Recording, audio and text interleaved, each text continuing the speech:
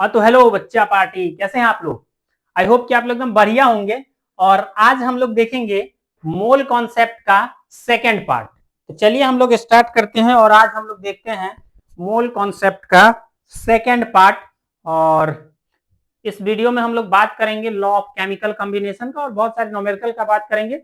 जैसे कि first part में हम लोग देख चुके थे मोल कॉन्सेप्ट से रिलेटेड कुछ है, जैसे नंबर ऑफ एटम्स कैसे कैलकुलेट करते हैं, नंबर ऑफ मोल्स कैसे कैलकुलेट करते हैं। नंबर ऑफ मोल्स कैलकुलेट करने का हम लोग 3 मेथड देखे थे। पहला हम लोग फॉर्मूला देखे थे given mass divided by molecular mass. दूसरा हम लोग फॉर्मूला देखे थे गिवन नंबर एवोगैड्रोस नंबर। और तीसरा देखे थे कि एसटीपी पे हम लोग नंबर ऑफ मोल्स कैसे निकालते हैं। तो अगर कोई बच्चा पहला वीडियो नहीं देखा है तो आप लोग पहला वाला वीडियो देख लीजिए, उसके बाद सेकंड पार्ट में आइए तो आपको मजा आएगा। ठीक है, तो चलिए हम लोग इस सेकंड पार्ट को स्टार्ट करते हैं। यहां से कुछ क्वेश्चन होगा न्यूमेरिकल, पहले इसमें हम लोग बात कर लेते हैं। हमसे क्या पूछा है, हमसे ये पूछ रहा है फाइंड मास ऑफ CO2, ठीक है, which have same molecules as present in 68 gram of NH3। तो यहाँ पे एक छोटा सा कॉन्सेप्ट है, आपको बता देते हैं कि for same number of molecules, for same for same molecules, या बोल सकते हैं for same number of molecules it must have same number of moles, it must have same number of moles। थोड़ा सा पेन को है ना थोड़ा सा पतला कर देते हैं, चलिए। it must have same number of moles। Same ये कॉन्सेप्ट हम लोग एटम्स के लिए भी लगाएंगे। अगर बोल देगा सेम एटम्स है तो वहां पे भी नंबर ऑफ मोल्स को हम लोग क्या करेंगे, इक्वल होंगे। तो ये कॉन्सेप्ट है जो कि आपको याद रखना है कि for same molecules number of moles must be same. ठीक है, तो चलिए एक कॉन्सेप्ट है। अब इस पे क्वेश्चन देते हैं। हमसे पूछ रहा है कि CO2 का मास क्या होगा, तो दोनों के नंबर ऑफ मोल्स को इक्वल कर देते हैं।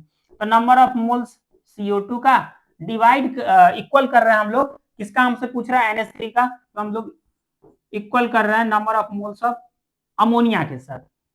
अच्छा, नंबर ऑफ मोल्स का फॉर्मूला आप लोग पढ़े हैं, क्या होता है बताइए। तो नंबर ऑफ मोल्स का फॉर्मूला होता है sir given weight divided by molecular weight CO2 का। तो मॉलिक्यूलर वेट CO2 का कितना होता है, तो लिखिए देते हैं, पहले फॉर्मूला ही लिख देते हैं मॉलिक्यूलर वेट ऑफ CO2।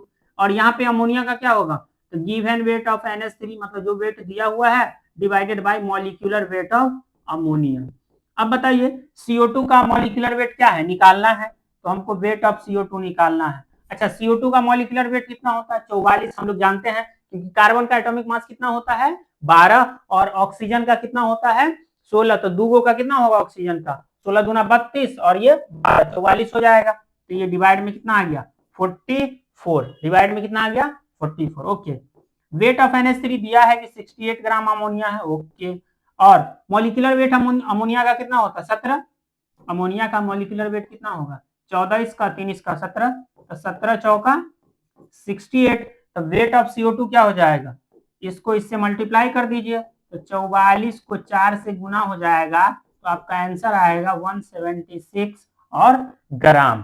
तो देखिए कितना इजी तरीका से हम लोग इस क्वेश्चन को सॉल्व कर लिए, और हमारा आंसर कितना आ गया सर, हमारा आंसर आ गया सर 176 ग्राम।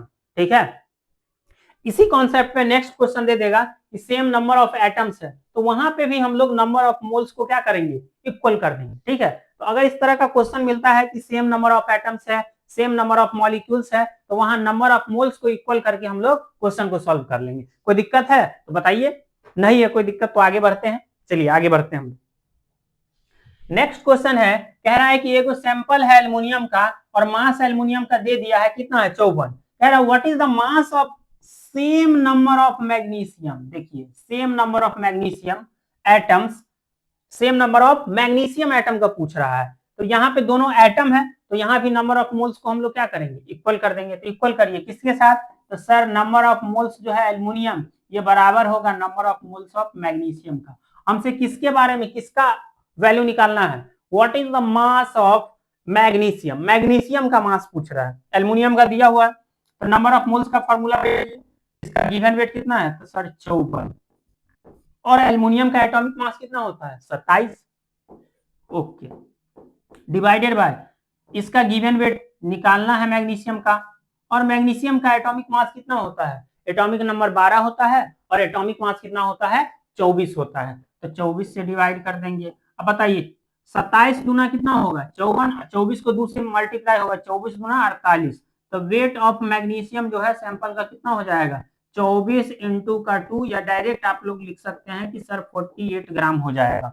कोई दिक्कत वाला बात है? एकदम इजी तरीका से इस दोनों क्वेश्चन को हम लोग सॉल्व कर लिए हैं। अब हम लोग देखते हैं कि नेक्स्ट कोई क्वेश्चन है या अगला हम लोग को कोई थ्योरी पढ़ना है। तो नेक्स्ट क्वेश्चन ही है, कह रहा है कि इतना एटम है कोई एलिमेंट का, एक एलिमेंट का इतना एटम है ना, तो नंबर ऑफ एटम्स का संख्या दिया हुआ है, कह रहा है कि वेट जो है इसका 1.15 ग्राम है, तो एटॉमिक मास कितना होगा। तो ध्यान से देखिए, अगर हमको नंबर ऑफ एटम्स दिया हुआ है मतलब नंबर ऑफ पार्टिकल्स देता है, तो हम लोग नंबर ऑफ मोल्स निकाल लेते हैं। कैसे निकालते हैं? तो सर नंबर ऑफ मोल्स हम लोग निकालते हैं, जो नंबर दिया हुआ रहता है पार्टिकल का संख्या डिवाइडेड बाय एवोगैड्रोस नंबर करके, तो निकालिए। तो सर नंबर ऑफ मोल्स हो गया, गिवन नंबर कितना है सर 3.011 इंटू 10 का पावर 22, ओके। और एवोगैड्रोस नंबर कितना है सर, हम लोग पढ़ चुके हैं 6.022 इंटू 10 का पावर 23। अब बताइए इसको काट देंगे तो 2 बार में कटेगा, तो कितना हो गया सर 1/2, और 23 को ऊपर में ले जाएंगे तो नीचे कितना बचेगा 22 से 22 कट जाएगा, एगो जीरो नीचे में आएगा, तो ये कितना हो गया सर 1/2 को हम लोग क्या लिख सकते हैं सर 0.5 बट्टा में 10, तो नंबर ऑफ मोल्स कितना हो गया सर 0.05 मोल। कितना हो जाएगा सर 0.05 मोल। कितना हो जाएगा 0. अब मोल निकाल लिए, हमको निकालना, अब मोल का फॉर्मूला क्या होता है, नंबर ऑफ मोल्स होता है सर वेट बट्टा मॉलिक्यूलर वेट, एटम होगा तो एटॉमिक वेट और मॉलिक्यूल होगा तो मॉलिक्यूलर वेट। फिलहाल हम लोग इसको मॉलिक्यूलर वेट मान के सॉल्व कर रहे हैं। नंबर ऑफ मोल्स बोलिए कितना है तो 0.05, वेट कितना दिया हुआ है सर 1.15 बराबर मॉलिक्यूलर वेट, बराबर मॉलिक्यूलर वेट। अब ध्यान से देखिए, इसको यहां ले जाएंगे तो इसके नीचे में आ जाएगा, तो मॉलिक्यूलर वेट बराबर क्या हो जाएगा, ध्यान से देखिए, तो ये हो जाएगा सर 1.15 और बट्टा में 0.05। यहाँ भी 2 अंक के बाद डेसिमल है, तो यहाँ भी 2 अंक के बाद डेसिमल है, तो डेसिमल डेसिमल हट जाएगा, तो 115 बट्टा में क्या हो जाएगा 5, तो 5 दूना 10 और 5 तिया 15, काट देंगे तो कितना आ जाएगा 23। अच्छा एटॉमिक मास है तो इसका यूनिट क्या हो जाएगा AMU, ग्राम नहीं होगा, यहाँ पे क्या हो जाएगा AMU। ठीक है, अब देखिए कितना इजी तरीका से इसको भी हम लोग सॉल्व कर लिए हैं। तो बस आप लोग बढ़िया से कॉन्सेप्ट पढ़िएगा तो एग्जाम में भी आप लोग इसी तरीके से क्वेश्चन को सॉल्व कर पाइए। ठीक है, चलिए अब हम लोग देखते हैं नेक्स्ट क्वेश्चन क्या कह रहा है। अच्छा नेक्स्ट क्वेश्चन कह रहा है कि 11.2 लीटर है O3 गैस है, कह रहा है कि इसमें नंबर ऑफ मॉलिक्यूल्स, अच्छा नंबर ऑफ मॉलिक्यूल्स का पिछला लेक्चर जो देखे होंगे वो तुरंत बना दीजिएगा।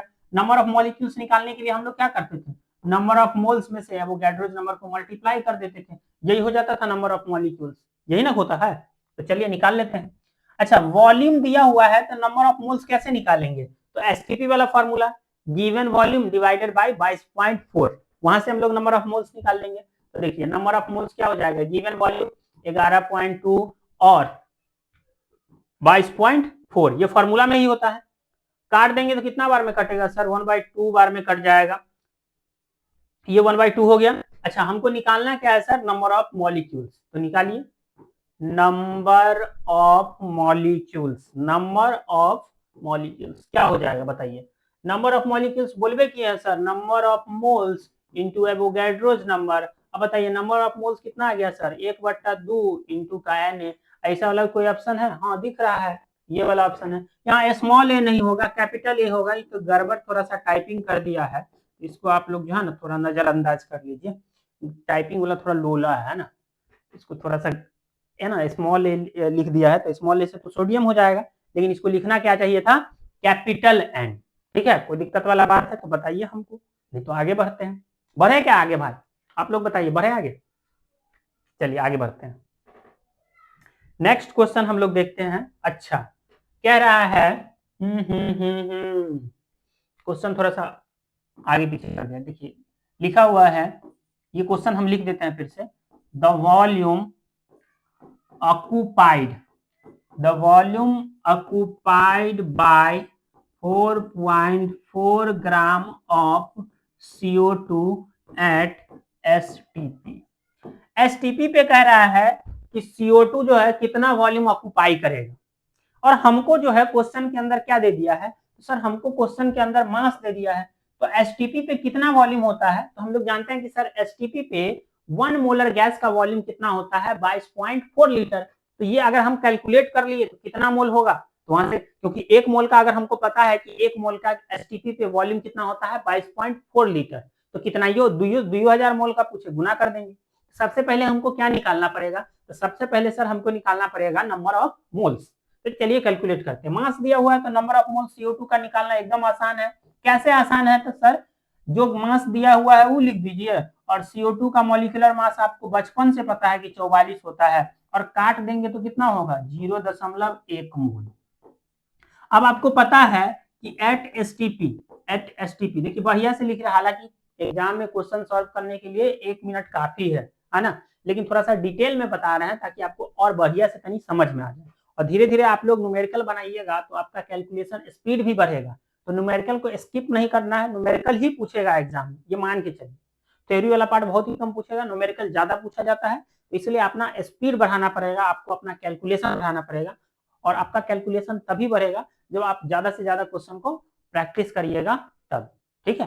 फिलहाल इस क्वेश्चन को हम लोग देखते हैं कि सर हम लोग नंबर ऑफ मोल्स तो कैलकुलेट कर लिए, अब है कि सर वॉल्यूम कैसे निकालेंगे। तो आपको पता है कि 1 मोल CO2 का एसटीपी पे वॉल्यूम कितना होगा, तो 22.4 लीटर, 22.4 लीटर। तो 0.1 मोल का कितना होगा, तो सर 0 एगो का पता है तो कितना इो का पूछे उतना से गुना कर देंगे, तो 0.1 इंटू का 22.4, तो ये कितना दशमलव और इधर आ जाएगा 2.24 लीटर। देखिए कितना एकदम लाजवाब तरीके से इस क्वेश्चन को सॉल्व कर दिए हैं। आपको ये कॉन्सेप्ट समझ में भी आ रहा होगा, है ना। चलिए नेक्स्ट क्वेश्चन हम लोग देख रहे हैं। अच्छा अब क्वेश्चन नहीं है, अब हम लोग को मेन टॉपिक पढ़ना है। आज का जो टॉपिक है, आज हम लोग को पढ़ना है लॉ ऑफ केमिकल कॉम्बिनेशन। आज हम लोग को क्या पढ़ना है, लॉ ऑफ केमिकल कॉम्बिनेशन। और लॉ ऑफ केमिकल कॉम्बिनेशन से भी क्वेश्चन आता है और एकदम इजी लैंग्वेज में आपको समझाएंगे लॉ ऑफ केमिकल कॉम्बिनेशन। इसके बाद जो है आपको पढ़ना नहीं पड़ेगा लॉ ऑफ केमिकल कॉम्बिनेशन। हालांकि बच्चा को थोड़ा सा हार्ड लगता है कि लॉ ऑफ केमिकल कॉम्बिनेशन एकदम भारी चीज है, लेकिन ये भारी चीज नहीं है, एकदम इजी है, ये हम आपको समझाएंगे, ठीक है। जैसे लॉ ऑफ केमिकल कॉम्बिनेशन में सर हमको कौन कौन सा लॉ पढ़ना है, जैसे एक लॉ हम लोग को पढ़ना है, अगर हम लोग बात करें तो हम लोग को पढ़ना है लॉ ऑफ कंजर्वेशन ऑफ मास।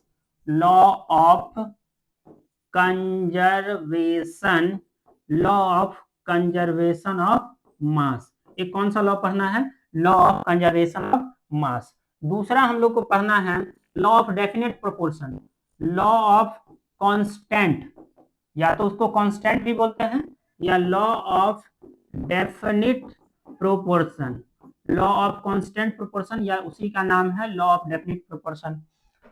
और भी हम लोग को पढ़ना है, जैसे एवोगाड्रो भाई साहब का लॉ पढ़ना है, Avogadro's law, Gay Lussac law of combining volume, Gay Lussac आगे लिखा होगा, कोई दिक्कत वाला बात नहीं, Gay Lussac law of combining volume, Gay Lussac law of combining volume. हमको पढ़ना है law of multiple proportion, law of multiple proportion, law of multiple proportion. और एक हम लोग को और पढ़ना है law of reciprocal proportion, law of अरे क्या हो रहा है भाई, पगला गया कहीं, law of reciprocal proportion, board पगला गया भाई, ज्यादा हीट हो जाता है तो ये अपने दिमाग इसका पागल हो जाता है, हैंग करने लगता है, लेकिन हैंग नहीं कर रहा है, इसको कुछ हुआ होगा, ठीक है। तो इतना लॉ हम लोग को पढ़ना है। तो चलिए हम लोग देखते हैं फर्स्ट लॉ, ये है भाई साहब आपका law of conservation of mass. Law of conservation of mass जो है लेवोजियर दिया था, जिसको हम लोग फादर ऑफ केमिस्ट्री भी बोलते हैं। लेवोजियर को हम लोग बोलते हैं ना फादर ऑफ केमिस्ट्री, कौन है, लेवोजियर। और ये दिया था 1789 में law of conservation of mass. Law of conservation of मास कहता क्या है, लॉ ऑफ कंजर्वेशन ऑफ मास कहता है कि अगर कोई बैलेंस केमिकल रिएक्शन है तो जितना मास रिएक्टेंट का होगा उतना ये मास प्रोडक्ट का होगा। कैसे, तो इसको एक एग्जांपल के थ्रू बताते हैं कि अगर कोई रिएक्शन बैलेंस है तो रिएक्टेंट का मास जो है प्रोडक्ट के मास के बराबर होगा। रिएक्टेंट हम लोग किसको बोलते हैं, जो रिएक्शन में पार्टिसिपेट करता है, लेफ्ट साइड में लिखते हैं, और प्रोडक्ट को राइट साइड में लिखते हैं, ये जनरल रूल है, ठीक है। तो चलिए ध्यान से हम लोग मान लेते हैं कि ये जो कैल्शियम कार्बोनेट है इसको हम लोग गर्म कर रहे हैं, हीट दे रहे हैं। गर्म करना मतलब हीट दे रहे हैं, तो ये किस में ब्रेक होता है, तो ये कैल्शियम ऑक्साइड में टूट जाता है सर, और CO2 में टूट जाता है। कोई दिक्कत वाला बात है नहीं। अब दोनों साइड देख लेते हैं क्या इसका सर मास इक्वल है, तो चलिए चेक करते हैं। कैल्शियम का एटॉमिक मास कितना होता है 40, कार्बन का कितना होता है 12, ऑक्सीजन का कितना होता है 16। लेकिन अगर 3 ऑक्सीजन है तो 3 ऑक्सीजन का मास कितना हो जाएगा, तो सर 3 ऑक्सीजन का मास हो जाएगा 16 तिया 48, 16 तिया 48। इस सब को जोड़ देंगे सर तो कितना हो जाएगा 100 ग्राम, कितना हो जाएगा 100 ग्राम। अब हम लोग देखते हैं क्या इस साइड भी मास बराबर है। ये तो हम लोग देख लिए कौन का था, रिएक्टेंट साइड। कौन सा साइड देख लिए, रिएक्टेंट साइड देख लिए। इधर मास कितना है 100 ग्राम। अब ये कदा देख लेते हैं कि कितना है। तो कैल्शियम का मास कितना है सर 40, ऑक्सीजन का कितना है सर 16, 40 और 16 कितना हो गया सर 56। और सर कार्बन का यहाँ CO2 का तो हम लोग जानबे करते हैं 44, और दोनों को जोड़ देंगे सर कितना हो जाएगा 100 ग्राम। और ये है आपका प्रोडक्ट वाला साइड। कौन सा वाला साइड है, प्रोडक्ट वाला साइड है। अब बताइए कि दोनों side, reactant side product side, mass equal हो गया। यही है law of conservation of mass. अच्छा, law of conservation of mass जो है आइसोटोप बोल रहा है, न्यूक्लियर रिएक्शन के लिए वैलिड नहीं है। न्यूक्लियर रिएक्शन आप चैप्टर है फिजिक्स में आप लोग पढ़िएगा न्यूक्लियस, वहां जो है मास जो है चेंज हो जाता है, इसलिए जो है न्यूक्लियर रिएक्शन के लिए जो है ये वैलिड नहीं है। ठीक है, ओके।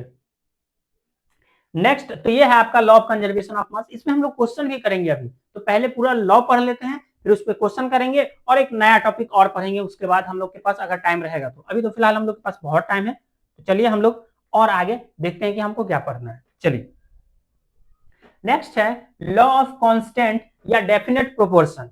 दूसरा लॉ ऑफ कांस्टेंट प्रोपोर्शन का ही लॉ ऑफ कांस्टेंट प्रोपोर्शन का ही दूसरा नाम है लॉ ऑफ डेफिनेट प्रोपोर्शंस। इसको दिया था प्रॉस्ट 1799 में, 1799 ईस्वी में दिया था। ये क्या कहता है, ये कहता है कि हमको सोर्स से लेना देना नहीं है और किस तरीके से बना रहा है इससे भी लेना देना नहीं है। मतलब कोई भी सोर्स हो केमिकल का, उसका जो रेशियो है कोई भी सोर्स से हमेशा क्या आएगा, समान आएगा। तो यही है लॉ ऑफ डेफिनेट प्रोपोर्शन। हालांकि इसको एक बार हम लोग पढ़ियो के देख लेते हैं। ये कहता है कि कोई गिवन कंपाउंड है always contain exactly the same proportion of elements by weight irrespective of their source और मेथड ऑफ प्रिपरेशन। सोर्स या मेथड ऑफ प्रिपरेशन से लेना देना। जैसे पानी है, तो पानी में अगर हम लोग देखें हाइड्रोजन और ऑक्सीजन का जो रेशियो होगा, जैसे ये पानी है, कौन सी है, वाटर है, तो हाइड्रोजन का मास 2, ऑक्सीजन का मास 16। अगर इसका रेशियो निकालेंगे, 2 से दोनों को काटेंगे तो कितना हो जाएगा 1:8। अब ये पानी हम लोग कहीं से लें, तालाब का पानी हो, तालाब का पानी हो, या पौंड माने तालाब होता है, नहीं तो बोलेगा कि इंग्लिश नहीं आता मास्टर को।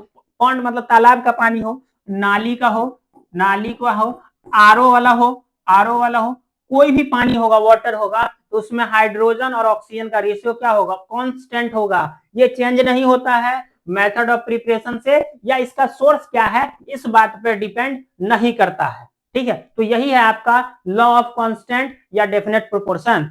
दूसरा है, जैसे CO2 का अगर हम लोग बात करेंगे, तो CO2 में कार्बन और ऑक्सीजन का रेशियो 6:16 होगा, या इसको काट देंगे तो 3:8 होगा। 3:8 होगा हमेशा, चाहे वो CO2 रेस्पायरेशन से मिले। जैसे हम लोग ऑक्सीजन लेते हैं तो हम लोग क्या छोड़ते हैं, जब एक्सपायरेशन करते हैं, एक्सेलेशन से हम लोग क्या रिलीज करते हैं, CO2। तो CO2 में कार्बन और ऑक्सीजन का जो रेशियो होगा वो हमेशा 3:8 होगा, या इसी को हम लोग बोल सकते हैं सर 6:16 होगा। ठीक है, चाहे कोई चीज को जला रहे हैं, वहां से CO2 प्रोड्यूस हो रहा है, तो वहां भी कार्बन और ऑक्सीजन का रेशियो जो है यही वाला होगा। तो बोले ना कि सोर्स या किस मेथड से बना रहा है इस पे डिपेंड नहीं करता है। आई होप कि वाला समझ में आ गया होगा। अच्छा, ये वैलिड नहीं होता है, ये वैलिड नहीं होता है आइसोटोप्स के लिए। किसके लिए वैलिड नहीं होता, आइसोटोप्स के लिए। तो इस बात को लिखिए दिए हैं कि not valid for isotopes. Isotopes के लिए वैलिड नहीं होता है क्योंकि आइसोटोप्स में क्या हो जाता है, मास नंबर चेंज हो जाता है, आइसोटोप्स में, इसलिए ये आइसोटोप्स के लिए वैलिड नहीं है। तो दूसरा भी नियम हम लोग समझ गए कि सर लॉ ऑफ कांस्टेंट या डेफिनिट प्रोपोर्शन में मतलब जो रेशियो होता है केमिकल का वो कांस्टेंट होता है, वो उसके मेथड ऑफ प्रिपरेशन या सोर्स पे डिपेंड नहीं करता है। चलिए, ये भी समझ में आ गया। नेक्स्ट देखते हैं हम लोग। नेक्स्ट है law of multiple proportion. Next क्या है, लॉ ऑफ मल्टीपल प्रोपोर्शन, और लॉ ऑफ मल्टीपल प्रोपोर्शन को दिए थे डाल्टन्स भाई साहब। लॉ ऑफ मल्टीपल प्रोपोर्शन को कौन भाई साहब दिए थे, डाल्टन्स भाई साहब, और कब दिए थे, तो 1803 में। लॉ ऑफ मल्टीपल प्रोपोर्शन को कौन दिए थे, डाल्टन भाई साहब, और कब दिए थे, 1803 में। ये क्या कहता है, तो इसको भी हम लोग देख लेते हैं कि ये रूल जो है क्या करता है, और फिर इसको हम लोग समझाएंगे, आपको बढ़िया से समझा देंगे। पहले इसको पढ़ लेते हैं कि इसका लैंग्वेज क्या है। ये कह रहा है when one element combine with other elements, कह रहा है कि जब एक एलिमेंट दूसरे एलिमेंट से कंबाइन करता है टू फॉर्म टू और मोर डिफरेंट कंपाउंड, दो या दो से ज्यादा डिफरेंट कंपाउंड बनाता है, the mass of one element which combined with a constant mass of the other bear a simple whole number ratio to one another। कह रहा है कि जब एक एलिमेंट दूसरा वाला एलिमेंट से कंबाइन होगा तो दोनों जब कंपाउंड बनाएगा दो या दो से ज्यादा, तो उसमें एक का मास तो फिक्स रहेगा, लेकिन दूसरा वाला जिसका वेरिएबल मास है वो जो है एक सिंपल होल नंबर रेशियो में होगा। आप लोग को कुछ समझ में नहीं होगा, अब एग्जाम्पल के थ्रू समझने का कोशिश करते हैं। जैसे कि ध्यान से देखिएगा कि नाइट्रोजन है और ऑक्सीजन है, नाइट्रोजन है और ऑक्सीजन है, ध्यान से देखिए। नाइट्रोजन ऑक्सीजन मिलकर के NO भी बना सकता है और NO2 भी बन सकता है, NO भी बना सकता है और NO2 भी बन सकता है। ध्यान से देखिएगा जरा, इधर ध्यान से देखिएगा, एकदम बढ़िया से आप लोग को समझ में आए। अब बताइए, आप ही लोग बताइए, नाइट्रोजन में दोनों जगह पे नाइट्रोजन का मास कितना है, यहाँ भी नाइट्रोजन का मास कितना है सर, 14 ग्राम।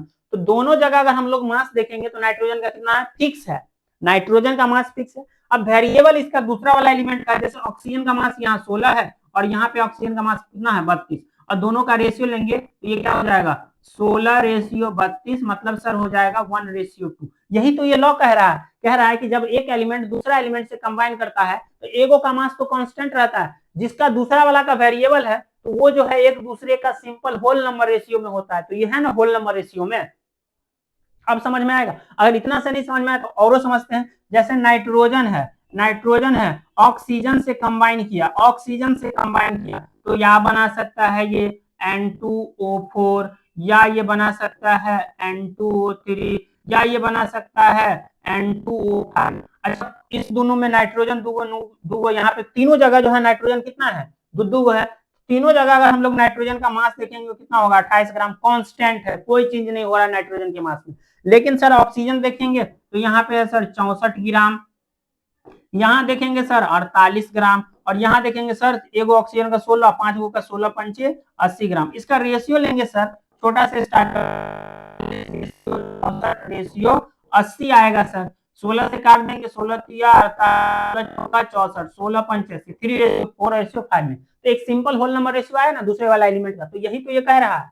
अच्छा, लॉ ऑफ मल्टीपल प्रोपोर्शन जो है ये वैलिड नहीं होता है नॉन स्टैचोमेट्रिक, या इसी का दूसरा नाम है इंटरस्टिशियल कंपाउंड, क्योंकि यहाँ पे जो रेशियो लेंगे ये सिंपल होल नंबर रेशियो नहीं होगा, ये डेसिमल में चला आता है, इसलिए जो है ये नॉन स्टैचोमेट्रिक कंपाउंड के लिए लॉ ऑफ मल्टीपल प्रोपोर्शन जो है वैलिड नहीं होता है। अब बताइए, मजा आया आप लोग को, बढ़िया से एकदम समझ में आ गया है ना, बढ़िया से आ गया होगा समझ में। चलिए हम लोग और आगे स्टार्ट करते हैं और हम लोग देखते हैं कि हम लोग को क्या और पढ़ना है आगे। तीसरा नियम भी आप लोग बढ़िया से एकदम आ गया होगा आप लोग को। चौथा लॉ हम लोग देखते हैं कि ये क्या। अच्छा, ये भाई है गे लुसैक, इनका है लॉ ऑफ गैसियस वॉल्यूम। ये जो है 1808 में दिए थे। कब दिए थे, अप्रोक्स डाल्टन के 5 साल बाद, 1803 में था और ये 1808 में।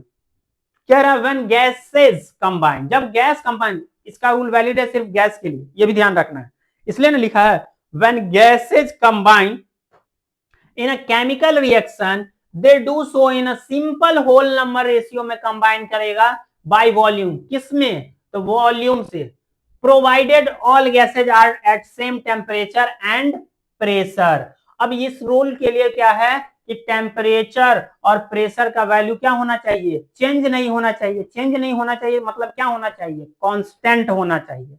चेंज नहीं हो रहा है इसका मतलब क्या है, कांस्टेंट होगा।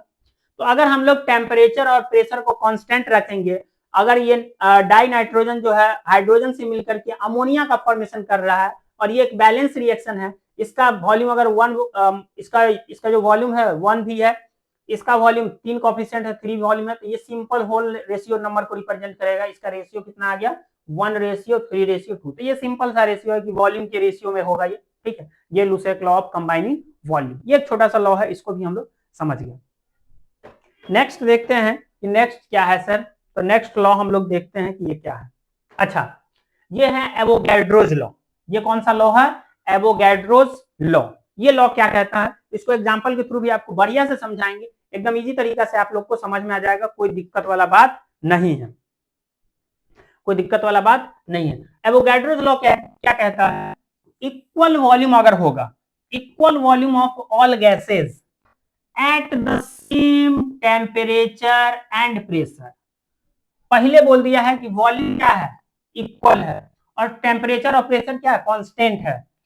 Contain equal number of molecules, कह रहा है कि कोई अगर गैस है दूगो, अगर वॉल्यूम उसका इक्वल है तो उसमें इक्वल नंबर ऑफ मॉलिक्यूल्स होगा। कब? जब टेम्परेचर और प्रेशर सेम होगा तब। यही है एवोगैड्रोस लॉ। अब इसको ध्यान से देखते हैं, एग्जाम्पल देखते हैं इसका बढ़िया से, एकदम है ना, बढ़िया से समझ में आ जाएगा।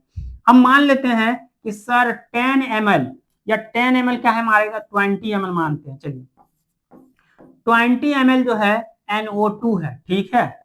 अच्छा, और 20 ml ही मान लेते हैं CO2 है। 20 ml में क्या है, CO2 है। तो बताइए दोनों गैस जो है, एगो ई वाला गैस और एगो ई वाला गैस, दोनों गैस का क्या सेम है अभी?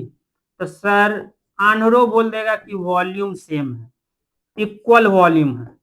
वॉल्यूम सेम है मतलब सर क्या लिख देंगे इसको कि इक्वल वॉल्यूम है।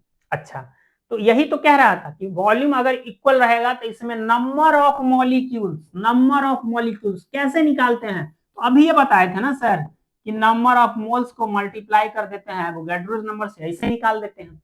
नंबर ऑफ मॉलिक्यूल्स ऐसे ना निकालते हैं, ठीक है। इसका भी निकाल के देखते हैं। तो सर नंबर ऑफ मोल्स पहले निकालना पड़ेगा, तो निकालिए। तो नंबर ऑफ मोल्स क्या हो जाएगा, गिवन वॉल्यूम कितना है 20, और एसटीपी पे वॉल्यूम कितना आ जाता है 22.4 लीटर से यहाँ number of moles 20 divided by 22.4। अब निकालना है क्या है हम लोग को सर, अब हमको निकालना क्या है, ये कहता है कि नंबर ऑफ मॉलिक्यूल्स सेम होगा। तो नंबर ऑफ मॉलिक्यूल्स अगर हम लोग NO2 का देखेंगे, number of molecules of NO2 कितना हो जाएगा? तो सर नंबर ऑफ मोल्स कितना है 20 डिवाइडेड बाय 22.4 और इनटू का क्या हो जाएगा सर Na। सेम इसी तरीके से नंबर ऑफ मॉलिक्यूल्स अगर हम लोग निकालेंगे CO2 का, किसका, CO2 का, तो CO2 का नंबर ऑफ मोल्स भी इतना ही है 20 डिवाइडेड बाय 22.4 इनटू का Na।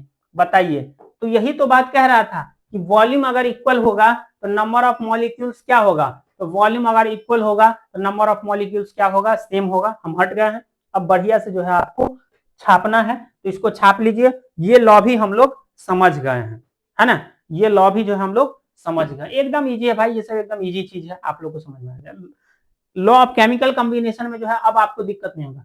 दूसरी बात, कुछ न्यूमेरिकल भी लेके आए हैं लॉ ऑफ केमिकल कॉम्बिनेशन पे, ताकि आपको जो है और आसानी से समझ में आए और मजा आए आपको न्यूमेरिकल बनाने में, है ना, मजा आएगा एकदम जबरदस्त। और एग्जाम में इसी सबसे क्वेश्चन रहेगा, कहीं बाहर नहीं जाएगा। अगर मोल कॉन्सेप्ट से क्वेश्चन पूछेगा तो आपका मोल कॉन्सेप्ट में 3 पार्ट बता रहे हैं और गारंटी दे रहे हैं कि इसी 3 पार्ट में इसी कॉन्सेप्ट से क्वेश्चन रहेगा, कहीं बाहर नहीं क्वेश्चन रहेगा, ठीक है। कोई एकदम रॉकेट साइंस वाला कुछ सवाल थोड़ी, रॉकेट तो साइंस वाला पूछेगा तो यहीं से बनाइएगा, बन जाएगा, है ना। एक मिनट, थोड़ा क्या है, ज्यादा बोलते हैं ना तो गला फंसने लगता है, इसलिए भाई पानी बार बार हमको पीना पड़ता है, ठीक है। चलिए, तो ये समझ में आ गया।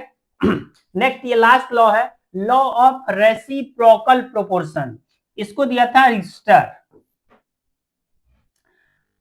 टू एलिमेंट्स कंबाइन सेपरेटली, जब दो एलिमेंट सेपरेटली कंबाइन करेगा with a fix mass of third element, तीसरे एलिमेंट जिसका मास फिक्स होगा, then the ratio of their masses in which they do so is either the same, और या तो same होगा या होल नंबर मल्टीपल होगा of the ratio in which they combine with each other. एक example के through समझाते हैं। मान लेते हैं कि ये कार्बन है, या एक मिनट हाइड्रोजन, ये हाइड्रोजन है, ये कार्बन है और ये ऑक्सीजन है, ठीक है। ये तीनों एलिमेंट कंबाइन करेगा। अब मान लेते हैं कि हाइड्रोजन का मास यहाँ 2 ग्राम है, ठीक है, कार्बन का मास यहाँ 12 ग्राम है और ऑक्सीजन का मास कितना है, 16 ग्राम है। तो जब ये दोनों कंबाइन करेगा तो हो सकता है कि यहाँ पे कोई जैसे CH4 बन जाए, है ना, CH4 बन जाए। जैसे ये दोनों कंबाइन करेगा तो H2O बन जाए। अच्छा, यहाँ पे जो हाइड्रोजन और ऑक्सीजन का रेशियो है 2:16 है, यहाँ पे 2:12 है। तो तीसरा वाला जो एलिमेंट कंबाइन हो रहा है उसका भी रेशियो जो है सिंपल होल नंबर रेशियो होगा, सिंपल होल नंबर रेशियो होगा, और यही है लॉ ऑफ रेसिप्रोकल प्रोपोर्शन। कोई दिक्कत नहीं है। अब हम लोग क्वेश्चन करेंगे तो आपको आसानी से ये सब समझ में आ जाएगा, एकदम इजी लगेगा, एकदम हलवा है, ठीक है। तो कितना हलवा है, चलिए हम लोग देखते हैं, क्वेश्चन को हम लोग सॉल्व करते हैं, ठीक है। चलिए, तो सर है, क्वेश्चन दे दिया है कि सर 6 ग्राम कार्बन है, ठीक है, कंबाइन किया 32 ग्राम सल्फर से। कार्बन है, सल्फर से कंबाइन कर रहा है, ये 6 ग्राम है, ठीक है सर, और 32 ग्राम है ये, ठीक है। तो बना रहा है carbon disulphide CH2, okay. To form, कह रहा है कि 12 ग्राम कार्बन है अब, ठीक है, कंबाइन कर रहा है 32 ग्राम ऑक्सीजन से, दूसरा का कितना है, 32 ग्राम ऑक्सीजन है, ठीक है। टू फॉर्म कार्बन डाइऑक्साइड, क्या बना रहा है, कार्बन डाइऑक्साइड। तो जब ये दोनों कंबाइन होगा तो क्या बनेगा, जैसे SO2 बनेगा, क्वेश्चन में ऐसा कह रहा है। 10 gram of sulphur, 10 gram sulphur है अब, okay, combine with 20 gram of oxygen. Oxygen कितना है अब जब इससे कंबाइन कर रहा है, 20 ग्राम है। To form sulphur dioxide, sulphur dioxide बना रहा है, कह रहा है कि ये किस लॉ को बतलाता है। तो अभी ये देखें ये किस लॉ को बतलाता है, ये सर बतलाता है लॉ ऑफ रेसिप्रोकल प्रोपोर्शन को। तो ये सर किसको बतलाता है, तो ये सर बतलाता है लॉ ऑफ रेसिप्रोकल प्रोपोर्शन। कोई दिक्कत वाला बात है तो बताइए, ये किस लॉ को बताता है, law of reciprocal proportion. Okay भाई साहब, अब आगे देखते हैं कि आगे कौन सा क्वेश्चन। अच्छा, what must be held constant when applying Avogadro's law. कह रहा है कि जब हम लोग एवोगैड्रोस लॉ को अप्लाई करते हैं तो कौन चीज जो है कांस्टेंट होता है, मतलब क्या चीज जो है कांस्टेंट रहता है, चेंज नहीं होता। तो ये भाई बउआ वाला सवाल हो गया, बच्चा वाला है, अनरो इसका जवाब दे देगा। तो सर आप ही बताए थे कि प्रेशर और टेम्परेचर क्या होगा, सेम होगा। एवोगैड्रोस लॉ में भी सेम था और गे लुसेक लॉ ऑफ कंबाइनिंग वॉल्यूम में भी सेम था। तो दो जगह जो है ये सेम था। तो हमारा आंसर क्या हो जाएगा सर, हमारा आंसर हो जाएगा ए, ठीक है भाई साहब। नेक्स्ट क्वेश्चन देखिएगा। अच्छा, नेक्स्ट क्वेश्चन क्या कह रहा है, equal volume of gases contain equal number of molecules. ये तो देखे हैं, एवोगैड्रोस का तो नियम है भाई, यही है ना। हालांकि पूरा पढ़ लेते हैं कि क्या दिया हुआ है। Equal volume of gases contains equal number of molecules at same temperature and pressure, this law was given by. ये लॉ कौन दिया था बताइए, एकदम हलवा है ये, एवोगैड्रोस भाई साहब दिए थे, इसलिए इसको हम लोग बोलते हैं एवोगैड्रोस लॉ। कौन सा लॉ बोलते हैं, एवोगैड्रोस लॉ। चलिए और आगे देखते हैं। देखिए आपको बोले थे ना कि जितना भी लॉ हम लोग पढ़े उस सब पे क्वेश्चन कर लेंगे तो आपका जो है ना रिवीजन हो जाएगा बढ़िया से, और आप क्वेश्चन को एग्जाम में बना पाइएगा अच्छा और सही सही आंसर के साथ। देखिए एग्जाम में किसी का भी एग्जाम होता होगा तो उसको बोलते होंगे एग्जाम कैसा गया, अच्छा ही गया, लेकिन सही बना के आए कि बड़ी मतलब गलत बना के आए हैं ये कब पता चलेगा, जब आपको अभी से ही कॉन्फिडेंस डेवलप होगा तब ना सही बना के आइएगा। नहीं तो एक तो निगेटिव मार्किंग हो रहता है, पूरा घास के आ जाए, पता चलेगा निगेटिव में मार्क आ गया। तो ऐसा नहीं करना है, पता चलेगा रिजल्ट के दिन बेहोश रहिएगा, तो ऐसा नहीं करना है। पॉजिटिव चीजें पढ़िए, पॉजिटिव माइंडसेट रखिए, एकदम पॉजिटिव रिजल्ट हो, हर चीज में पॉजिटिव होना चाहिए, है ना। ब्लड ग्रुप भी पॉजिटिव होना चाहिए, ऐसा कुछ नहीं है ब्लड ग्रुप कुछ भी चलेगा। चलिए आगे देखते हैं। हाँ, कह रहा है 1 लीटर N2 है, ओके लिख लेते हैं कि N2 कितना है, 1 लीटर है, ठीक है। 3 लीटर H2 है, H2 है 3 litre, okay. To form 2 litre NH3, तो जितना यहाँ वॉल्यूम है इतना इसका कोफिशिएंट लगा देते हैं, NH3 2NH3 बनता है, ये 2 लीटर का। कह रहा है कि ये किस किस लॉ को बतलाता है, तो अभी हम लोग पढ़ के आए हैं, तो ये सर बतलाता है गे लुसेक लॉ ऑफ गैसियस वॉल्यूम। किसको रिप्रेजेंट करता है, गे लुसेक लॉ ऑफ गैसियस वॉल्यूम। कोई दिक्कत वाला बात है नहीं। चलिए आगे हम लोग देखते हैं क्वेश्चन क्या है। अच्छा सर, ये कह रहा है कि Gay Lussac law is not valid in the chemical reaction. 4 option दिया है और हमसे पूछ रहा है कि गे-लुसेक लॉ जो है किसके लिए वैलिड नहीं है। तो हलवा हो गया भाई। गे-लुसेक लॉ किसके लिए, हम उसका जो स्टेटमेंट था क्या था, व्हेन गैसेज कंबाइन, गैस के लिए था। तो भाई यहाँ तो सब गैस फेज में चलेगा, ये भी चलेगा गैस फेज में है, ये भी गैस फेज में है सब। लेकिन यहाँ देखिएगा तो ये सॉलिड फेज में है और इस पे जो है गे-लुसेक लॉ ऑफ गैसियस वॉल्यूम नहीं लग पाया, इसलिए हमारा आंसर क्या हो जाएगा डी। यहाँ CO बनेगा और CO2 गैस बनेगा। तो ये दोनों सॉलिड हो गया ना, इसलिए ये valid Gay Lussac law of combining volume यहाँ पे वैलिड नहीं होगा, अप्लाई नहीं होगा यहाँ। ठीक है, ओके। नेक्स्ट देखते हैं क्या और क्वेश्चन है, हो सकता है हाँ है। कह रहा है कि नाइट्रोजन फॉर्म 5 स्टेबल ऑक्साइड। अच्छा, नाइट्रोजन जो है 5 स्टेबल ऑक्साइड बनाता है, केकरा में साथ में, ऑक्सीजन के साथ में, और जिसका फॉर्मूला दिया हुआ है N2O, NO, N2O3, N2O4, N2O5। कह रहा है the formation of these oxide किसको एक्सप्लेन करता है, तो अभी हम लोग पढ़े किसको एक्सप्लेन करता है, लॉ ऑफ मल्टीपल प्रोपोर्शन को। किसको एक्सप्लेन करता है, लॉ ऑफ मल्टीपल प्रोपोर्शन को एक्सप्लेन करता है। कोई दिक्कत है नहीं। तो चलिए अब हम लोग देखते हैं इससे अगला क्वेश्चन क्या है। यही जो है ना, देखिए आप थ्योरी पढ़े रहेगा बच्चा तभी जाके अच्छे से सॉल्व कर पाएगा। अभी क्या है कि बच्चा यूट्यूब में पढ़ जाता है एकदम मैराथन के चक्कर में, और मैराथन वाला जो बंदा रहता है, जो टीचर, वो टीचर क्या ही बोले, मतलब वो जो रहते हैं, अब एक के दिन में बोलेगा एक के वीडियो में सब कुछ हो जाए, ऐसा थोड़ी होता है भाई, टाइम ना देना पड़ता कुछ में। ऐसे कैसे हो जाएगा एक के वीडियो में पूरा, खाली न्यूमेरिकल बच्चा को बता दे रहा, कॉन्सेप्ट पता नहीं, खाली जब क्वेश्चन बता रहे तो थोड़ा अच्छा ये वाला फॉर्मूला लगेगा, फॉर्मूला आया कहाँ से, बच्चा को तभी तो कॉन्फिडेंस हो पाएगा। तो एकदम जीरो लेवल से पढ़ना है ताकि आपको दोबारा नहीं पढ़ना पड़े, है ना। नहीं तो कोई वीडियो देखने के बाद आपको फायदा नहीं हो रहा है तो फिर वीडियो देख लिए, पूरा मैराथन देख लिया, क्वेश्चन ही नहीं बन रहा है आपसे, तो फिर ये गलत ही है ना, क्वेश्चन नहीं बन रहा है। तो वीडियो देखने के बाद अगर आपके अंदर कॉन्फिडेंस आ रहा है देन आप सही रास्ते पे हैं, और कॉन्फिडेंस नहीं आ रहा, समझ में ही नहीं आ रहा, देन आप सही रास्ते पे नहीं है।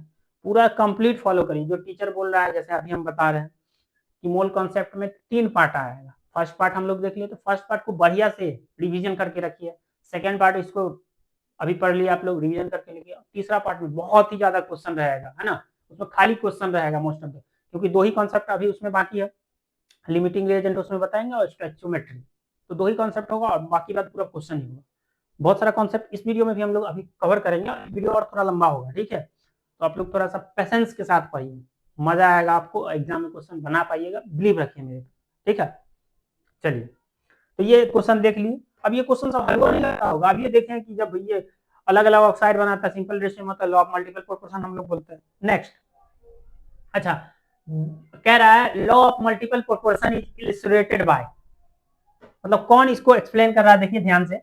कार्बन मोनोऑक्साइड, पहला ऑप्शन क्या है, कार्बन मोनोऑक्साइड और कार्बन डाइऑक्साइड, ठीक है, CO CO2, ये तो एक्सप्लेन कर रहा है। इसमें कार्बन दो, इसका मास फिक्स है और इसका मास कितना है 16 और इसका 32, तो एक सिंपल रेशियो में आ रहा है 1:2 में, तो ये तो है लॉ ऑफ मल्टीपल प्रोपोर्शन है। अभी हम लोग बात किए थे ना लॉ ऑफ मल्टीपल प्रोपोर्शन, एक में कांस्टेंट रहता है एक का मास और दूसरे का वेरिएबल होता है, और जिसका वेरिएबल होता है वो होल नंबर रेशियो में होता है, ठीक है। इसका बात हम लोग कर लिए। दूसरा है पोटेशियम ब्रोमाइड KBr और है पोटेशियम क्लोराइड KCl, तो इसके लिए तो वैलिड ही नहीं। ब्रोमीन का मास कितना होगा 80 और क्लोरीन का 35.5, होल नंबर रेशियो आएगा ही नहीं, दशमलव में आ जाएगा, तो ये तो होगा ही नहीं। फिर है ये वाटर H2O और हैवी वाटर D2O होता है। हम लोग बोले हैं कि आइसोटोप्स के लिए वैलिड नहीं है, क्योंकि इसमें D2O में ड्यूटेरियम जो है हाइड्रोजन का आइसोटोप है, तो आइसोटोप के लिए वैलिड नहीं होता, तो ऐसे गलत हो गया। कैल्शियम हाइड्रोक्साइड CaOH का Al2 और बेरियम हाइड्रोक्साइड BaOH का Al2। अब ऐसा कॉम्बिनेशन कहाँ माना कि एगो का कांस्टेंट होगा दूसरे का वेरिएबल और सिंपल होल नंबर रेशियो में हो, तो इसलिए हमारा आंसर क्या हो जाएगा, the law of multiple proportion is illustrated by this reaction, ठीक है, ओके। चलिए नेक्स्ट क्वेश्चन हम लोग देखते हैं। अच्छा, percentage of copper and oxygen in a sample, कह रहा है कि कॉपर का और ऑक्सीजन का परसेंटेज एगो सैंपल में, जब सिंपल CuO का है, obtain by different method were found to be same. जब CuO कोई मेथड से बनाया गया है, ये बोल रहा है जिसमें कॉपर का और ऑक्सीजन का जो परसेंटेज आ रहा है सेम आ रहा है, तो कह रहा है कि ये किस लॉ को प्रूफ कर रहा है। तो ऐसा क्या हम लोग नहीं पढ़े हैं लॉ ऑफ डेफिनेट प्रोपोर्शन में कि सोर्स कोई भी होगा, मेथड ऑफ मतलब बनाने का तरीका कुछ भी होगा, लेकिन उसका वैल्यू अगर सेम आ रहा है तो वो क्या होगा, लॉ ऑफ डेफिनेट प्रोपोर्शन, या उसी को हम लोग क्या बोलते हैं, लॉ ऑफ कांस्टेंट प्रोपोर्शंस। ठीक है, ओके, वेरी गुड। नेक्स्ट, अच्छा ये भी एक बढ़िया क्वेश्चन है। कह रहा है two gases sample were analyse. दो गैस का सैंपल है जिसको एनालाइज कर रहा है। एगो में कह रहा है 1.2 ग्राम कार्बन है। ठीक है भाई साहब, एगो में 1.2 ग्राम कार्बन है और 3.2 ग्राम ऑक्सीजन है। ठीक है, इतना क्लियर। दूसरा वाला जो सैंपल लिया है उसमें परसेंटेज में बता रहा है कि 27.3% कार्बन है और 72.7% ऑक्सीजन है। तो कह रहा है कि ये जो एक्सपेरिमेंटल डाटा है ये किस लॉ के अकॉर्डेंस है। तो हम लोग चेक कर लेते हैं कि जो पहला वाला जो सैंपल है, सैंपल फर्स्ट जो है, सैंपल पहला जो है उसमें कार्बन का परसेंटेज कितना है। दोनों में अगर कार्बन का परसेंटेज सेम आ रहा है, दोनों तरीका में, इसका मतलब समझ जाएंगे लॉ ऑफ डेफिनेट प्रोपोर्शन है, क्योंकि तरीका कुछ भी हो अगर वैल्यू सेम आ रहा है तो लॉ ऑफ डेफिनेट प्रोपोर्शन। ठीक है, तो चलिए चेक कर लेते हैं। तो पहला वाला सैंपल में हम लोग कैलकुलेट कर रहे हैं परसेंटेज ऑफ कार्बन। तो कार्बन कितना ग्राम है, 1.2 ग्राम। परसेंटेज कैसे निकालते हैं, टोटल मास से डिवाइड करेंगे। इसका अपना मास कितना, 1.2 ग्राम, और इसमें कितना टोटल मास कितना हो जाएगा, 1.2 प्लस सर 3.2 और इंटू का सर यहाँ पे क्या होगा 100। तो परसेंटेज ऑफ कार्बन सर निकालेंगे तो 1/2, सॉरी 1.2 और 12 32 कितना हो गया, 4.4 हो गया, ये 44 होगा ना 4। अब ये हटा देंगे दशमलव, ये कितना हो गया 1200 डिवाइडेड बाई 44, और इसको आंसर काट करके लिखेंगे तो 27.3% के आसपास आएगा काटेंगे तो। अब बताइए यहां भी कार्बन का वैल्यू कितना आ गया 27.3% परसेंटेज ऑफ कार्बन, और दूसरा वाला जो मेथड था वहां भी परसेंटेज ऑफ कार्बन कितना था, दोनों जगह सेम आ गया। इसका मतलब हम लोग क्या समझ जाएंगे, इसका मतलब हम समझ जाएंगे सर कि ये क्या है, तो ये है sir law of definite proportions. ये क्या है sir, law of definite proportions. कोई दिक्कत वाला बात है नहीं। चलिए आगे देखते हैं हम लोग, नेक्स्ट क्वेश्चन क्या कह रहा है। अच्छा ये कह रहा है ए बैलेंस केमिकल इक्वेशन, ठीक है, is in accordance with. Balance chemical equation जो है किसके अकॉर्डेंस होता है, law of conservation of mass के। Law of conservation of mass में ही ना हम लोग पढ़े हैं कि जो रिएक्टेंट का मास होता है वो प्रोडक्ट के मास के बराबर होता है। ये वाला कहाँ पे पढ़े हैं, तो law of conservation of mass में। तो लॉ ऑफ कंजर्वेशन ऑफ मास की वजह से ही जो बैलेंस रिएक्शन होता है। ठीक है, नेक्स्ट क्वेश्चन है कि 10 ग्राम कैल्शियम कार्बोनेट है। ठीक है भाई साहब, कह रहा है इसको गर्म करेंगे on heating, gives 5.6 gram of calcium oxide, और कितना ग्राम, मतलब खाली जगह दिया है कि कितना ग्राम CO2 होगा। तो पहले इस इक्वेशन को लिख देते हैं। क्या है इक्वेशन, तो सर इक्वेशन बोल रहा है CaCO3। ठीक है भाई साहब, इसको गर्म कर रहे हैं, चलिए गर्म कर देते हैं। तो जब इसको हीट करते हैं तो CaO बनता है और बाई प्रोडक्ट में क्या आता है, और CO2 बनता है। ये सॉलिड होता है, ये सॉलिड होता है, और ये गैस फेज में होता है। हालांकि इसको लिखने का यहाँ पे जरूरत भी नहीं है, बस यहाँ बता रहे हैं कि इतना याद रखिएगा कि जब कैल्शियम कार्बोनेट ब्रेक होता है, डिसोसिएट होता है, तो ये कैल्शियम ऑक्साइड में डिसोसिएट होता है, और ये किसमें डिसोसिएट होता है, कार्बन डाइऑक्साइड में। ठीक है, ओके। अब क्वेश्चन के अंदर कह रहा है कि 10 ग्राम, ठीक है मान लेते हैं इसका बात, लीजिए 10 ग्राम, और कह रहा है कि कैल्शियम ऑक्साइड कितना है 5.6 ग्राम है। लीजिए मान लीजिए इसका भी 5.6 ग्राम है। अब कोनो लोलो बच्चा होगा तो नहीं बता देगा कि सर हम लोग लॉ ऑफ कंजर्वेशन ऑफ मास पढ़े हैं जिसमें ई कता का मास और ई कता का मास दोनों बराबर होना चाहिए। ई कता मतलब रिएक्टेंट का मास और प्रोडक्ट का मास क्या होना चाहिए, बराबर होना चाहिए। तो बताइए 10 ग्राम है, ये 5.6 ग्राम है, तो इधर कितना ग्राम कम है 10 ग्राम में। तो कोई अनहड़ो बोल देगा सर यहाँ 4.4 ग्राम कम है। तो बताइए CO2 का मास कितना होगा 4.4 ग्राम। एकदम हलवा था ना। देखिए तो हमारा आंसर क्या हो जाएगा सर 4.4 ग्राम। नेक्स्ट हम लोग बात कर रहे हैं, ध्यान से देखिएगा, empirical formula and molecular formula. तो इसका कॉन्सेप्ट अभी पढ़ते हैं, क्वेश्चन भी देखेंगे अभी कुछ कॉन्सेप्ट है इसको हम लोग फटाफट देख लेते हैं और इसका क्वेश्चन जो हम लोग नेक्स्ट वीडियो में देखेंगे। तो ये कॉन्सेप्ट अगर कोई मिस कर दिया तो अगला वीडियो में जो क्वेश्चन बताएंगे आपको समझ में नहीं आने वाला है, तो आपको ये वाला कॉन्सेप्ट देखना बहुत ही जरूरी है, ठीक है। तो चलिए हम लोग बात करते हैं empirical formula and molecular formula, या molecular formula and empirical formula. पहले मॉलिक्यूलर फार्मूला को लिख देते हैं, molecular formula and empirical formula. क्या बवाल चीज है भाई ये, इसको देखने का कोशिश करते हैं हम लोग। हालांकि ये आप लोग को आता है, फिर भी हम लोग बात करते हैं। देखिए मॉलिक्यूलर फार्मूला क्या है, किसी मॉलिक्यूल में एग्जैक्टली कितना एटम है ना, उसके बारे में बतलाता है। और इंपेरिकल फार्मूला क्या है, उसका सिंपलेस्ट रेशियो को बतलाता है। अभी एग्जांपल बताएंगे, समझ में आ जाएगा। पहले इसका छोटा सा डेफिनेशन लिख देते हैं, ठीक है, कि सर मॉलिक्यूलर फार्मूला क्या। अच्छा मॉलिक्यूलर फार्मूला को शॉर्ट में लिखेंगे MF, ओके, और इंपेरिकल फार्मूला को sir EF।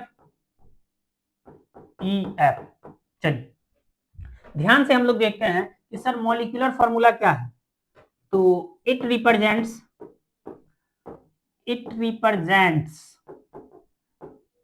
exact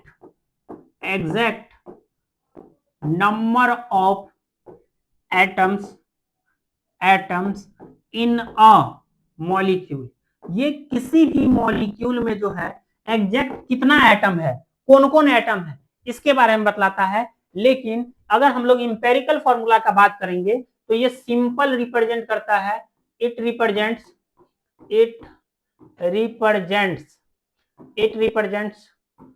simple whole number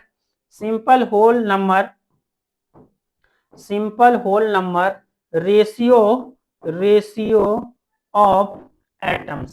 ये किसको रिप्रेजेंट करता है, सिंपल होल नंबर रेशियो बतलाता है एटम्स का। अब एग्जाम्पल के थ्रू जो है हम लोग समझने का कोशिश करते हैं। चलिए समझते हैं, हम लोग एक और पेज ऐड कर देते हैं। देखिए जैसे अगर हम लोग बात किए कि सर ग्लूकोज का नाम आप लोग भी सुने होंगे। तो ग्लूकोज का अगर हम लोग देखेंगे कि सर मॉलिक्यूलर फार्मूला बताइए, मॉलिक्यूलर फार्मूला ग्लूकोज का बताइए, तो ग्लूकोज का मॉलिक्यूलर फार्मूला क्या होता है, C6H12 और O6। ये फार्मूला क्या बतलाता है, ये फार्मूला हमको बतला रहा है कि सर ग्लूकोज के मॉलिक्यूल में 6 गो कार्बन है, 12 गो हाइड्रोजन है और ऑक्सीजन क्या गो है, 6 गो है। ये सिंपल बात हो गया। अब इसका हम लोग लिख रहे हैं इंपेरिकल फार्मूला। क्या लिख रहे हैं, इंपेरिकल फार्मूला। ध्यान से देखिए इसका हम लोग क्या लिख रहे हैं इंपेरिकल फार्मूला कैसे लिखेंगे, ध्यान से देखिएगा। इंपेरिकल फार्मूला, अब इसका सिंपलेस्ट रेशियो क्या होगा, तो सबको 6 से काट दीजिए, 6 से काटेगा तो ये 1 होगा, ये कितना हो जाएगा H2, और ये क्या हो जाएगा वो। तो बताइए सिंपलेस्ट फार्मूला हो गया, सिंपल होल नंबर रेशियो हो गया जितना भी एटम था। अब इंपेरिकल फार्मूला ग्लूकोज का क्या है, CH2O। अब इससे हम लोग अंदाजा नहीं लगा पा रहे हैं कि ग्लूकोज के अंदर एक्चुअल में कितना कार्बन है, एक्चुअल में कितना हाइड्रोजन है, या एक्चुअल में कितना ऑक्सीजन है। इसलिए हम लोग ज्यादातर किसको फॉलो करते हैं, मॉलिक्यूलर फार्मूला को, ठीक है। हालांकि हमको सिलेबस में दिया हुआ है तो इसको पढ़ना है इंपेरिकल फार्मूला को। और भी देख लीजिए, जैसे आप लोग सुने होइएगा एक फार्मूला एसिटिक एसिड का। तो क्या होता है फार्मूला एसिटिक एसिड का, बताइए। एसिटिक एसिड, तो एसिटिक एसिड का फार्मूला आप लोग पढ़े होंगे कि सर होता है CH3COOH, पढ़े हैं ना, CH3COOH। अब इसी को थोड़ा सा चेंज करके हम लोग कैसे लिख सकते हैं इसका मॉलिक्यूलर फार्मूला, तो बताइए दोस्त। इसमें कार्बन कितना है, 2 गो है सर, तो C2। हाइड्रोजन कितना है, तो 3 गो, 1 गो, 4 गो, और ऑक्सीजन कितना है, तो सर 2 गो। अब इसका अगर सिंपलेस्ट रेशियो निकालिएगा तो इंपेरिकल फार्मूला क्या आएगा, तो सर इसका अगर हम लोग सिंपलेस्ट रेशियो निकाल दिए, 2 से सबको काट देंगे तो सर ये हो जाएगा C, और ये हो गया H2 और वो। अब बताइए एसिटिको एसिड का इंपेरिकल फार्मूला CH2O, ग्लूकोजो का इंपेरिकल फार्मूला CH2O, तो कंफ्यूजन क्रिएट होगा, है ना। अच्छा, क्या हमेशा जरूरी है कि इंपेरिकल फार्मूला और मॉलिक्यूलर फार्मूला हमेशा अलग अलग आए, नहीं। अच्छा, अगर हम लोग बात करें ब्यूटेन का, ब्यूटेन छोड़ो, एक छोटा सा दूसरा बात बताते हैं। ब्यूटेन, जैसे अमोनिया का अगर हम लोग बात करें, अमोनिया का मॉलिक्यूलर फार्मूला क्या होता है, सर हम लोग पढ़े अमोनिया होता है NH3। अब इसका सिंपलेस्ट रेशियो क्या होगा भाई, इसका सिंपलेस्ट रेशियो यही होगा अगर आप लोग सोच रहे होंगे सर इसको 3 से काट जाए तो 1/3 होगा, दशमलव में आ जाएगा, ठीक है। तो इसका अगर इंपेरिकल फॉर्मूला का बात करेंगे तो इसका इंपेरिकल फॉर्मूला क्या आएगा सर, NH3 ही आएगा। तो एक बात हमको क्लियर हो रहा है कि जरूरी नहीं है कि हमेशा मॉलिक्यूलर फॉर्मूला इंपेरिकल फॉर्मूला अलग अलग आएगा, सेम भी आ सकता है, ठीक है। देख लिए, जैसे अगर हम लोग बात करेंगे, जैसे आप लोग सुने होंगे बेंजीन का, बेंजीन बेंजीन का आप लोग फॉर्मूला बचपन से पढ़ते आ रहे हैं, क्या होता है C6H6। बेंजीन का फॉर्मूला क्या होता है C6H6। कोई दिक्कत वाला बात है? बेंजीन का फॉर्मूला क्या होता है C6H6। यहाँ पे अगर हम लोग इसका इंपेरिकल फॉर्मूला निकालेंगे तो चेंज हो जाएगा, 6 से सबको डिवाइड करेंगे तो फॉर्मूला क्या आ गया CH। तो CH किसका फॉर्मूला है, इंपेरिकल फॉर्मूला है बेंजीन का। जैसे आप लोग पढ़े होंगे, जैसे अगर हम लोग बात करेंगे ब्यूटीन, ब्यूटीन ब्यूटीन ब्यूटीन का फॉर्मूला क्या होगा, ब्यूट मतलब 4 होगा ना, C4H8, ये ना होता है ब्यूटीन। एल्कीन पढ़े हो ना, एल्कीन, तो ब्यूटीन C4H8। इसका अगर हम लोग इंपेरिकल फॉर्मूला 4 से डिवाइड करते तो फॉर्मूला क्या आएगा CH, ठीक है। तो ये हम लोग कॉन्सेप्ट देख लिए थोड़ा सा मॉलिक्यूलर फॉर्मूला और इंपेरिकल फॉर्मूला का, जिसमें हम लोग बात किए कि सर मॉलिक्यूलर फॉर्मूला क्या करता है, एग्जैक्टली कितना एटम है मॉलिक्यूल के अंदर इसके बारे में बतलाता है, लेकिन इंपेरिकल फॉर्मूला क्या है, उसका सिंपलेस्ट रेशियो को बतलाता है, ठीक है। अब यहां से थोड़ा सा न्यूमेरिकल की तरफ हम लोग मूव करते हैं कि मतलब मॉलिक्यूलर और इंपेरिकल फॉर्मूला से कैसे न्यूमेरिकल पूछेगा, तो इस बात को बताते हैं यहाँ पे, ठीक है। ध्यान से देखिए, पेज ऐड कर लेते हैं। हम लोग मान रहे हैं कि एक कंपाउंड जो है, a compound is made up of, पहले टॉपिक लिख देते हैं, टॉपिक लिख देते हैं, थोड़ा सा क्लियर होगा, आप लोग भी लिख लीजिएगा। यहां से हम लोग का टॉपिक है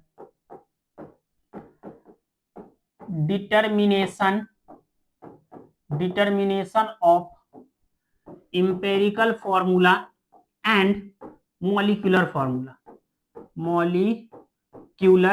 फॉर्मूला। क्वेश्चन किस तरीके से दिया जाएगा और हमको किस अप्रोच से सॉल्व करना है, इसको भी आप लोग को देखना है। हमको किस अप्रोच से सॉल्व करना है, इसको भी हम लोग को देखना है। चलिए, अब क्या है कि एक क्वेश्चन, हाइपोथेटिकल क्वेश्चन लिख रहे हैं कि a molecule is made up of, molecule is made up of x and y। x और y एटम से मिलके बना, या एलिमेंट, एटम या एलिमेंट, x और y atoms of an element, ठीक है। तो एक क्या दे दिया है, x है और एक y है। अब हमको कहता है, इस क्वेश्चन में क्या कह रहा है कि इंपेरिकल फॉर्मूला निकालिए, और भी डाटा हम दे रहे हैं, पहले ध्यान से देखिए क्वेश्चन आपको समझ में आएगा। जैसे x है, क्वेश्चन के अंदर x दे दिया कि 25%, ठीक है, और y दे दिया है कि 75% है। कितना परसेंट है, या तो परसेंट दे देगा, इसको हम लोग बोलते हैं परसेंटेज अबंडेंस, या तो परसेंट दे देगा या रेशियो दे देगा, ठीक है। और हम लोग मान लेते हैं कि इसका जो एटॉमिक मास है, एटॉमिक मास मान लिए हैं कि एटॉमिक मास जो है इसका ए ग्राम है, और इसका एटॉमिक मास क्या है, बी ग्राम है। अच्छा, बी का ये बी मत करो, काटने वाला वैल्यू ही दे देते हैं, ये भी मत करो, काटने वाला वैल्यू दे। इसका एटॉमिक मास को हम लोग मान रहे हैं कि 5 ग्राम है, और इसका एटॉमिक मास जो है 25 ग्राम, ठीक है। चलिए, वैल्यू के साथ ही पुट कर दे रहे हैं ताकि आपको मजा आएगा। तो सबसे पहले हम लोग क्या करेंगे, सबसे पहले हमारा काम होगा कि जो इसका परसेंटेज दिया है, परसेंटेज को डिवाइड करेंगे एटॉमिक मास से। पहला काम क्या होगा, परसेंटेज को डिवाइड करेंगे किससे, एटॉमिक मास से। तो पहला काम ये है, तो परसेंटेज कितना है सर 25, एटॉमिक मास कितना है इसका 5। आपको दे दिया जाएगा, जैसे एक्स की जगह पे कार्बन देगा, ऑक्सीजन देगा, कुछ भी दे सकता है। उस समय क्या है कि हमको मास पता रहेगा, लेकिन यहाँ पे मास नहीं पता है, तो हम अपने मन से मान लिया है कि एक्स कितना है 5 ग्राम है, ठीक है, वेरी गुड। तो ये काट दिया। दूसरा है कि सर इसका मास कितना है 75% और मास कितना है सर 25। तो पहला ये हो गया कि परसेंटेज से एटॉमिक मास को काट दिया, तो ये कितना आ गया सर, इसको काट दिया तो सर इसका क्या हो गया 25 और इसको काट दिया सर 25 या 75। अब यहाँ पे लेते हैं हम लोग इसका simplest ratio, simplest whole number ratio बोल सकते हैं, सिंपलेस्ट होल नंबर रेशियो। इसका हम लोग क्या लेते हैं सिंपलेस्ट होल नंबर रेशियो। ध्यान से देखिएगा इसका हम लोग क्या कैलकुलेट करते हैं सिंपलेस्ट होल नंबर रेशियो। अब इस दोनों में होल नंबर रेशियो कैसे हम लोग कैलकुलेट करेंगे, तो दोनों में देखेंगे कि सबसे छोटा कौन है, तो सबसे छोटा कौन है, तो सर सबसे छोटा 3 है, तो सब में 3 से डिवाइड, सब में 3 से डिवाइड, इसमें भी 3 से डिवाइड। तो यहाँ सर 3 से 3 में 3 से डिवाइड किया, वैल्यू कितना आ गया 1। और यहाँ सर 5 में हमको डिवाइड करना है 3 से, तो इधर डिवाइड कर लेते हैं, ध्यान से देखिए 5 में डिवाइड करना है 3 से, तो कितना आएगा सर 3, तो 5 में से 3 गया 2, दशमलव देंगे 3 छक 18, मतलब 1.66 आएगा। कितना आएगा 1.66 आए, सॉरी यह कहाँ लिख दिया भाई, ये तो 1 है इसका वैल्यू क्या आएगा 1.66 या 67 बोल देते हैं।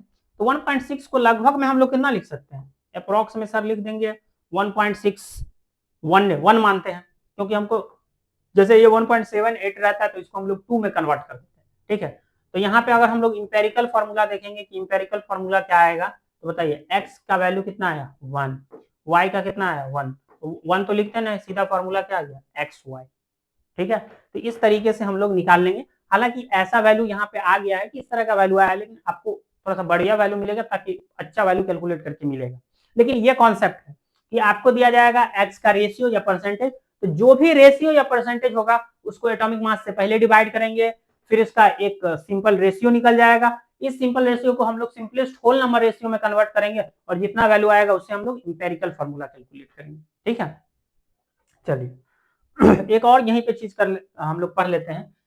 एक हम लोग को यहाँ पे कैलकुलेट करना पड़ता है यहीं पे फॉर्मूला इंडेक्स। आप लोग को थोड़ा सा ये मतलब टफ लग रहा होगा, लेकिन जब आप क्वेश्चन करेंगे तो ये एकदम इजी लगे, बहुत सारा इस पे हम लोग क्वेश्चन लेके आएंगे, तो थोड़ा सा कॉन्सेप्ट को देख ही लीजिए। ठीक है, एक हम लोग को पढ़ना होता है यहीं पे फॉर्मूला इंडेक्स, ये एकदम फर्जी बात है फॉर्मूला इंडेक्स, इसको हम लोग रिप्रेजेंट करते हैं स्मॉल एन से।